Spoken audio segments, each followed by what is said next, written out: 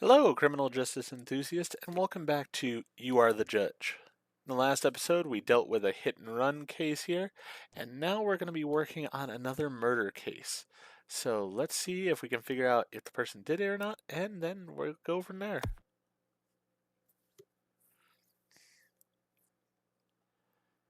Alright, so we haven't got penalized again since that first time, so that's a good thing overall. We've got mail here. We've got a warning, so that'll be interesting. We were hoping to make an agreement with you. This action you've taken will cost you dearly. Okay, not sure what you're meaning. Probably it's the fact that I didn't take the bribe that they wanted. Which, yeah, they can go kick some rocks there.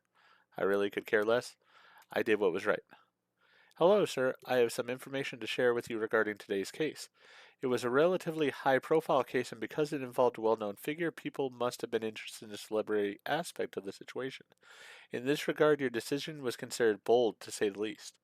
From an institutional perspective, it was a relatively small case, and we can't say that all eyes were on you. At least not for this case. However, it's worth mentioning that the press did show interest in this matter. That's all I have to convey. The government is requesting that you investigate the crime scene for the murder suspicion involved in your next lawsuit. Alright, so I gotta go to another crime scene. I prepared the documents for your upcoming case and left them on the table in your courtroom for you. Additionally, the attorneys are waiting for you in the courtroom for pretrial hearing, as they always are. Alright. So I'm doing really well with the Supreme Court, doing really well with the public, and doing okay with the government. My wife, really things haven't changed with my wife. I wish there was a little bit more I could do on that front. Overall, as I said, the detail in this game I'm really happy with, but I do wish there was a little bit more there. Finally got the phone I wanted for a long time, so happy. Are these latest price hikes for real? Prices have skyrocketed. Can the programmers reach out? I need to check someone's social media accounts because they've blocked me. That's creepy. Weather is warming up. Tourism sector is picking up. Dear citizens, do not pay attention to fake news and announcements. In this country, there are people eating from the garbage, and then there are celebrities and politicians making vacation plans after stealing from them. Oh, it's a congressman. I mean, I guess that's sort of their normal thing. To me, it's one of those that the whole stealing from them, I never have really liked that type of ideology. The fact is, celebrities do what they do. Do they get overpaid for it? Probably. But we're at fault for that. We go to see the movies, we go to see their, you know, their concerts and stuff. We allow that to happen. That's not stealing. We have accepted it because we pay for it. Politicians really don't get paid that much. It's just the fact that they then do things like stock investments and they get outside money. That's different. Still not stealing though. So, yeah, I just don't like the term stealing. Generally, if a person's wealthy, they earned it for themselves. I'm not wealthy myself. I would love to be wealthy one day, but I'm not going to cry about it. I'm going to go earn it. Let's see here. I think I can come and watch the trials whenever I want. That is true. You're very welcome in my courtroom. They said that the trials would be live streamed on the internet. Is there any update on this? No idea, but that wouldn't be something I'd be opposed to. I am fine with my trials being live streamed. And this trial is on the internet, just not in the way that he probably thinks. Isn't it quite difficult to unjustly punish people? Yeah, I mean, if I was unjustly punishing somebody, I would find that very difficult. But I'm not, so I don't have to worry about it. I now believe we live in a just country. I am glad to hear that. Now let's see what posts I can make. Calmness is quite important in the case that will be heard today. I can empathize with the grieving parties in the case to be heard today. All right. I'm going to go with this because the other one is, I'm going to go with both. I can really. Oh, looks like I can't change it now. All right. Well, you know what? I mean, really, I'm fine with both of them. And as the judge, I really sort of am a little bit uncomfortable saying I empathize because I don't want to see it seem like I'm biased against the defendant because I really don't know the facts of the case yet. And as I hope I've shown, I'm not going to convict somebody that I don't think did it. So let's head to the crime scene. Yes, let's head to the crime scene here. All right. So we've got blood over here. We got an officer in the corner, and we got something evidently by the window. Probably the fact that the window's open or the broken window there. Let's start with the blood in the knife. That is a rather jagged knife. That would definitely hurt if you stabbed into somebody, and it would also take some force to use that as a stabbing weapon. Really not that great as a slashing weapon, so hopefully they didn't use it in that way in the case. I'm all about believability in these things. At the crime scene, two different sets of fingerprints were identified on the bloody knife. According to the results obtained from the fingerprints analysis sent to the laboratory, the fingerprints were determined to belong to Marcos Marshall and Eric Daly. The blood stains on the knife and the blood spread around may provide us with insight into how the murder was committed. Alright, so we've got those two people's fingerprints are on the knife. Hopefully I can write a note about that. There's no note feature here. That sort of bothers me. I also don't know who the victim is or the defendant at this point, and I wish I did when I have that information. Oh, the safe is empty. The safe at the crime scene was found empty. Furthermore, there is no visible sign of forced entry or damage. It is likely the safe was opened by someone who knew the combination. According to statements from the owner of the safe's relatives, there was a substantial amount of money inside the safe. Alright, were they forced to open it, or is it somebody in the family who was part of the crime? This would indicate no, because if they were part of the family, they wouldn't have had to break the window. It was determined that the window in the room at the crime scene was broken. Well, no kidding. What gave you your first clue of that? No blood was found on the broken glass shards. Additionally, based on the examinations, it is believed the glass was broken due to a forceful impact, possibly caused by a stone, metal object, or a strong blow from a person. Well, with no blood, I'm less likely to believe it was from a person. But alright. We've seen all the crime scene has to offer. Let's go ahead and leave.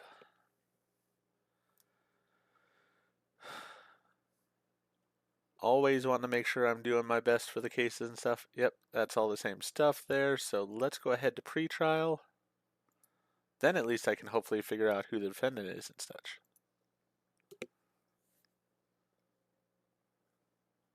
Your spouse has started to stand by you more, equivalent to the importance to give your children's education.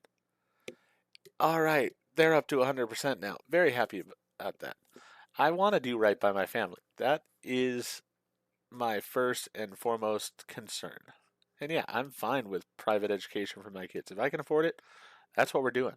I am curious to see what my finances look like after the week here. Hopefully I get the case right too, because otherwise that could hurt me even more. As I said, if I was redoing this, I would choose probably the judge that I thought looked most like me, or that I related to visibly the most, because he also had more money, and that's probably a good thing because, yeah, I'm hurting a little bit on money. Anyways, back to the trial. My client has admitted to committing theft and has been convicted for it. However, he denies the murder charge. And he's the plaintiff? He claims he is not the one who committed the murder and suggests that Eric Daly, who has another set of fingerprints on the murder weapon, the knife, is the real culprit. Well, we do know that his fingerprints are on the knife, so that is true. My client denies all the charges. He says that on the day of the incident, he heard a struggle between the thief and his roommate when he came home. And when he entered the room, he found his friend lying motionless on the floor. He saw the thief trying to escape through the window, dropping the knife in the process. This is going to be a tough trial because both their fingerprints are on it, and the plaintiff's a convicted criminal. Your Honor, my client has admitted entering the house for the crime of theft and is serving the corresponding penalty. This is an indication of his good faith. We kindly request you take this situation into consideration. Defendant's attorney and client have no objections. Alright, this is an interesting one. These cases they have in this game are just not easy. Oh, and this is the one, like I said, of all the things in the game, this is the one part I dislike the most. Your relationship with the family will decrease by 5 points. I just worked on increasing that. Why would I lose 5 points? It's so stupid. I hate the card game. Like I said, it's the one part I really dislike. All right, let's look at this again because we already know it, but that gets it off the checklist. All right, crime scene it was investigated. I want to look at the case file next. Man, the man, 29 years old, was found dead in his room. The person who reported to the police around midnight is his closest friend and roommate, Eric Daly. When the police arrived, they reported that the safe in the room was open and empty. The knife used in the murder was found under the window. Two sets of fingerprints were found on the knife, one belonging to his closest friend, Eric Daly, and the other to the thief, Marcos Marshall, according to the police report. A neighbor who was a witness claimed to have seen someone jump out of the window. So we know Marshall was there. We know he robbed the place. We just don't know if he murdered the person. And Eric's fingerprints are found on the knife, but it would sort of be normal if you found a knife in your friend to try to help him and you would have touched the knife. Hey, information about the objects found at the scene. There are no cameras in the house. Fingerprints were found. Murder weapon, the knife was found in the house.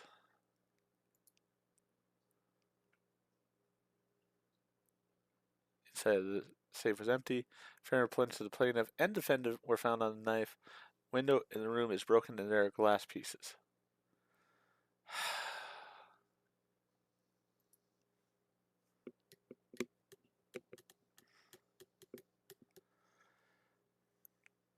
This is going to be really hard here.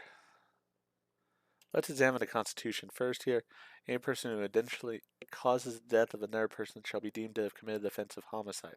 If the crime of murder is considered to be a result of discrimination based on facts, no, it's not that. If a crime of murder was committed in the sense of brutality and premeditation, it starts with 18 years, being increased up to 100 years.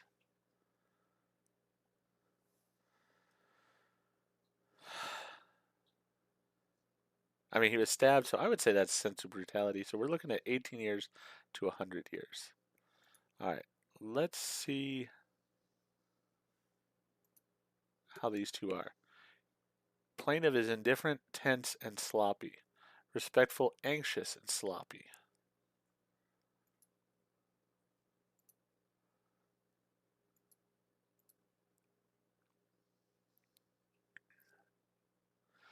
Why do you think the defendant committed the murder? I entered the house for theft. Later, John noticed me and we struggled. I had no chance to take out the knife I had with me, so he had the knife. It was always in my pocket. Yeah. I heard the sound of the door opening, and I quickly pushed John to the floor. We were fighting right in front of the bed. I escaped through the window quickly. During this time, I realized that I didn't have the knife in my pocket anymore. I must have dropped it in the house. And I believe Eric Daly used the knife to commit the murder because there were no fingerprints on the knife except for ours. One thing, again, sometimes these trials are challenging because they don't give me all the information. You could, on the knife, probably tell if the fingerprints are in blood. So therefore, if the blood had splattered on the hilt, are the fingerprints in the blood or are they under the blood? That would tell me, like, if his story is correct, if they were under the blood, then that would be one thing. If there is blood on his fingerprints, though, then it tells a different story. What did you take from the house where the incident occurred? I didn't have time to take anything from the house. I didn't even touch the safe. The safe was closed when I escaped from the house. He killed his friend, and he found someone he could frame for the crime. And he took the money because he knew there was someone he could blame. That's what I think. I mean, I do believe the defendant took the money because somebody had to know how to open that safe. Where did you leave John after the struggle before you fled? in front of the door, and then I quickly escaped through the window, thinking Eric Daly might chase me.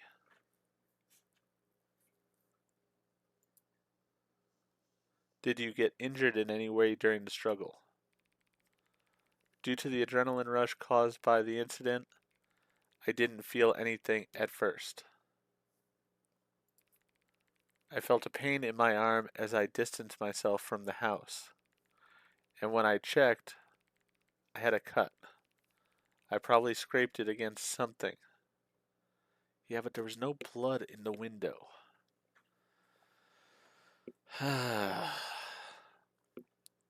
They give you information you don't need, like the blood there.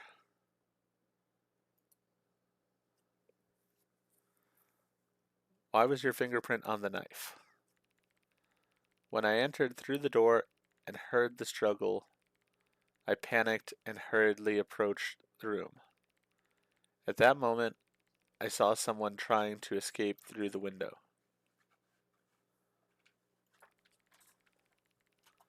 John was lying on the floor. He dropped the knife as he ran away, and I picked up the knife to protect myself and John. I thought he might come back. Yeah, I don't believe that. Now, I was thinking the knife was in John, and so I believed that more. This, plus the fact that I think he opened the safe, does lead me to think he might be guilty. After overcoming the shock of the situation, I approached John, and I saw that the safe door was wide open and it was empty inside. So he said, "What can you say about the safe in the room?" I forgot that. Sorry. What was John's condition when you saw him? John was lying motionless near the window. I turned to him to check, and that's when I saw the blood flowing from his back. I was horrified, Your Honor, seeing my friend in that state. But I had to pull myself together. The blood was flowing from his back. I tried to stay calm, checked if he was breathing, and immediately called the police to help him.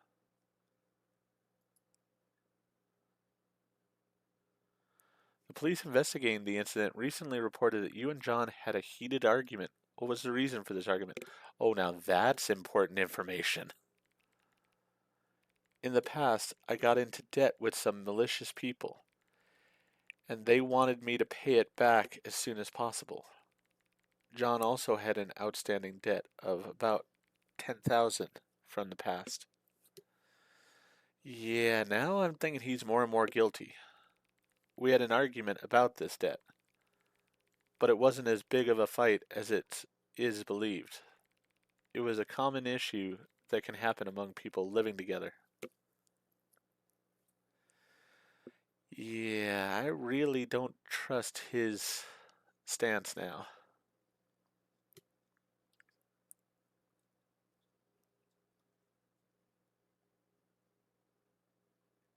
All right, let's see what these witnesses have to say. Can you tell us what you saw at the time of the incident? I went out to the balcony to smoke. Just then, I heard a shout from the neighboring house. It startled me, and I dropped the lighter I was holding. I love when they give us information I don't need. Like, I don't care that he dropped his lighter. When I looked closer, I saw someone jumping out of the window and quickly running away. Alright, so we know who that is. That's the plaintiff. Did you see a knife in the hands of the person jumping out the window? No, the knife wouldn't have been there. It was nighttime, and the surroundings were quite dark, so I couldn't see much. Is there anything else you would like to add? No, that's all I can say. Alright, so you were very non-helpful. Hopefully the other witness might have something else to say. Come on, there we go. What can you tell us about the relationship between John and Eric Daly? They have been living together in the same house for a few years. John valued him a lot. Do John and his closest friend often have fights? In the past, they had some major arguments, but they also had occasional minor fights, which they would quickly resolve. Do you have any information about what was in John's safe? John and I were planning to get married soon. I'm very sorry. As I said, we were planning to get married soon. So, he was saving cash. The safe contained $9,000, as far as I know.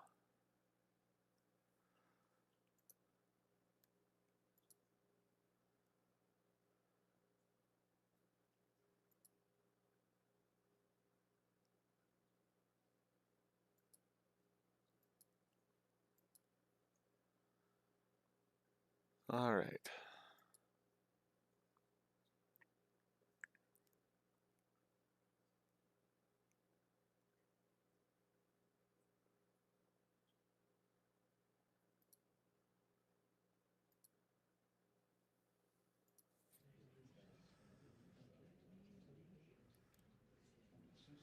The opinions of the witnesses given should be given importance.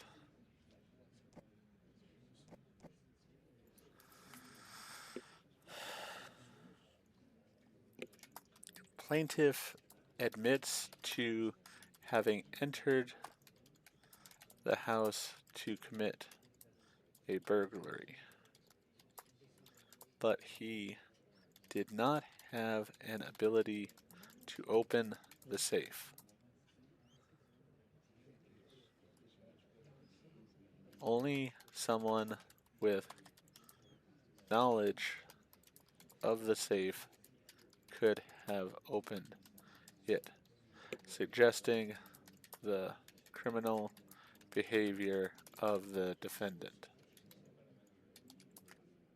This is coupled with the stab wound being to the victim's back. So my thought process on this is,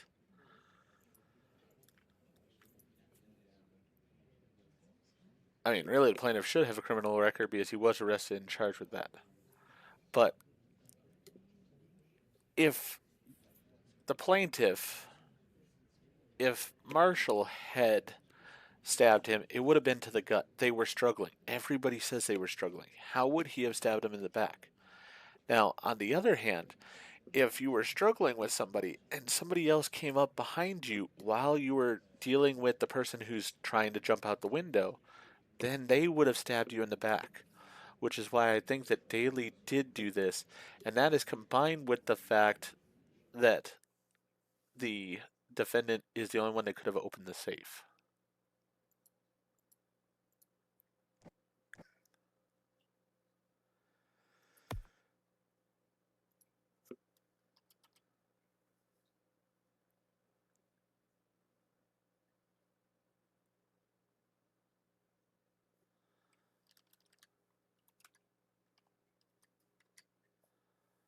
I'm going to give him 30 years. That'd make him 59 when he gets out.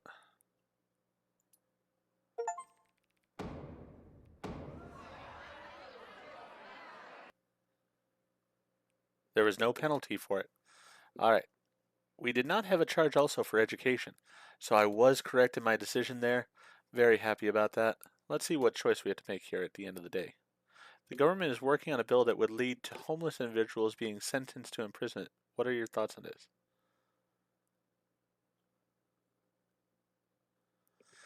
All right, so this one's probably going to get me into some trouble with some people. My stance on homelessness, I sort of almost said it at the beginning of this when I was talking about the rich and such. My stance on this is people make choices in their lives. Now, I know that's not always a popular decision, and I know people have excuses that hardships come up, things like that happen, and I completely understand. I have not had a perfect life. I have definitely had bad things come up in my life. But at the end of the day, I truly do believe that I am responsible for my own life. My choices are my own. My family's lives, especially children and stuff who aren't of an age where they can make their own choices on every matter, their lives are my responsibility. So, in that vein, I do feel that homeless people are responsible for their own choices. If you are a child or something and you're homeless, that's one thing. But if you're an adult, you didn't just wake up one day homeless.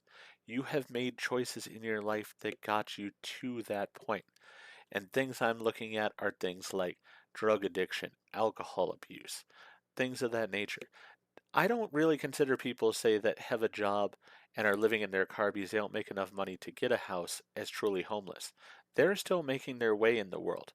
They probably need to make some different choices to get out of living in the car, such as maybe moving to a state where the rent and stuff would be cheaper.